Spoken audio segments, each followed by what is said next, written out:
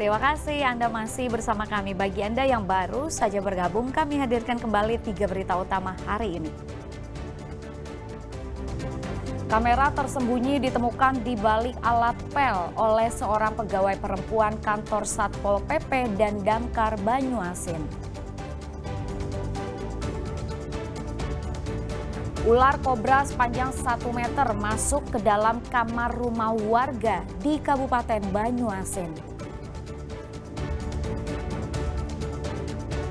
Pemerintah Kota Palembang bagikan seragam sekolah gratis bagi siswa baru SD dan SMP.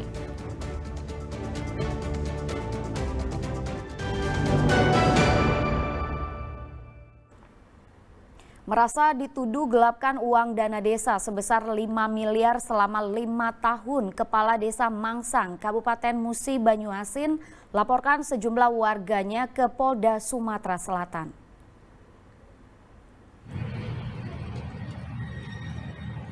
Kepala Desa Mangsang didampingi tokoh masyarakat dan kuasa hukum mendatangi sentra pelayanan kepolisian terpadu Polda Sumatera Selatan.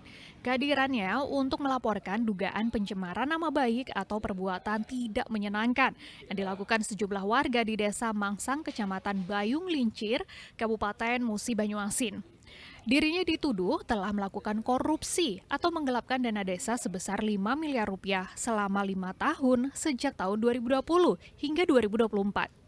Tuduhan korupsi itu disebarkan oleh terlapor baik secara langsung maupun melalui media sosial oleh seorang warga berinisial HR. HR dinilai telah mencemarkan nama baiknya serta memprovokasi warga desa untuk menyebarkan berita bohong pada Mei 2025 lalu. Sehingga sang kepala desa merasa nama baiknya telah dicemarkan. Laporkan masalah pasal 30, 31, 35 tentang perbuatan tidak menyenangkan terhadap Kades Mangsang yang dituduh mengeluarkan dana kurang lebih 5 miliar selama 5 tahun dari 2020 sampai 2024. Tapi yang dituduhkan itu tidak terbukti karena semua yang dituduhkan dikerjakan dan dilaksanakan sesuai dengan SOP. Laporan yang dibuat oleh terlapor telah diterima oleh petugas SPKT Polda Sumatera Selatan. Ia berharap dapat segera ditindaklanjuti. Muhammad Ardi melaporkan dari Palembang.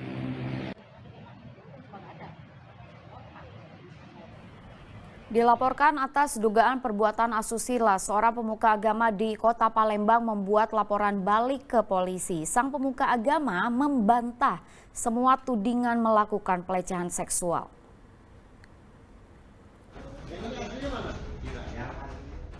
Seorang pemuka agama berinisial J membuat laporan balik pada seorang perempuan berinisial YT ke Polrestabes Palembang.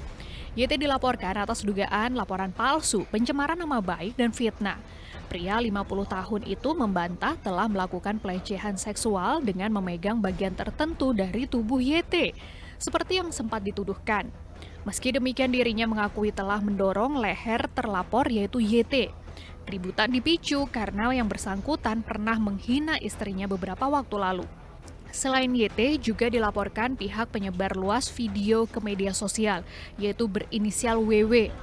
Sementara menanggapi laporan ini, kuasa hukum terlapor mengaku laporan polisi yang mereka buat sudah sesuai fakta yang ada di lapangan. Dugaan 281 tersebut kami alamatkan untuk kami masih tetap soft ya. Kami juga menghormati yang bersangkutan tokoh agama, sehingga kami tidak mau menyebut secara spesifik namanya. Kami tetap pakai inisial yaitu AJ. Kasus ini bermula saat pelapor bertemu dengan terlapor dalam sebuah acara keagamaan di kelenteng yang berada kawasan Sukarami, Palembang, 5 Juni lalu. Di tengah keramaian pengunjung, keduanya pun terlibat cekcok hingga berujung pelapor mendorong tubuh terlapor. Terlapor yaitu YT tidak terima lalu melaporkan kasus tersebut ke pihak kepolisian. Dedi Ruansyah melaporkan dari Kota Palembang. Pemerintah Kota Palembang akan membagikan seragam sekolah gratis. Seragam diperuntukkan siswa baru tahun ajaran 2025-2026 untuk SD dan SMP.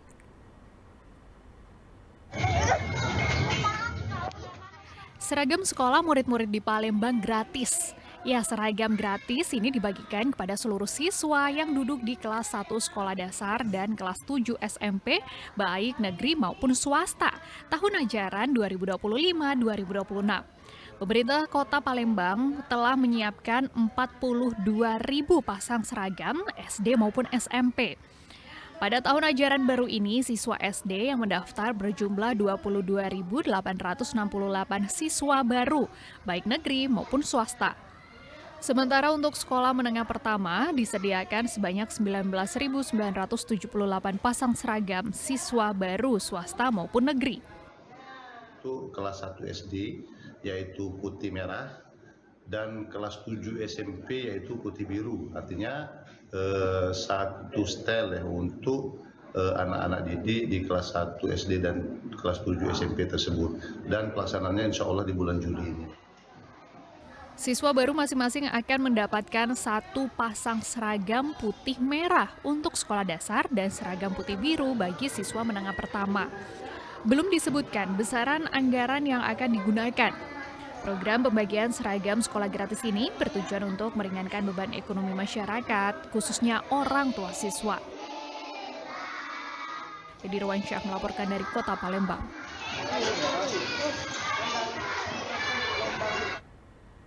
Rumah Sakit Umum Daerah Martapura sediakan ruang inap khusus anak. Langkah ini dilakukan untuk memperkuat layanan kesehatan anak.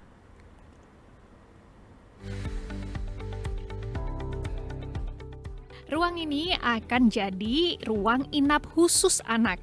Ruang inap khusus anak ini dijadwalkan mulai beroperasi pada awal Juli 2025 ini. Ruang inap khusus anak di RSUD Martapura ini terdiri dari 5 kamar yang masing-masing akan ditempati 4 orang pasien. Fasilitas yang diberikan yaitu ada tempat tidur pasien yang khusus untuk anak, ruang tunggu, kamar mandi, lemari pakaian, dan ruang tindakan, serta peralatan medis. Fasilitas ini bertujuan memberikan suasana perawatan yang lebih nyaman dan sangat mendukung proses penyembuhan pasien. Nantinya, ruang inap khusus anak ini akan ditempatkan di gedung baru yang berada di komplek rumah sakit. Bulan 7 awal sudah kita mobilisasi untuk peralatannya di situ. Untuk ruang anak sementara karena belum beroperasional yang gedung yang baru tersebut, jadi ruangan anak bergabung sama ruangan bedah. Kurang lebih kalau kamar, jumlah kamarnya itu ada kurang lebih 5 ya. Jumlah kamarnya nanti mungkin satu ruangan itu bisa 3 atau 4 karena luas-luas itu. Jadi kurang lebih 10 lebih. Keberadaan ruang inap khusus anak ini diharapkan dapat memperkuat pelayanan kesehatan di RSUD Martapura. Dedi Irwansyah melaporkan dari Kabupaten Ogan Komering Ulu Timur.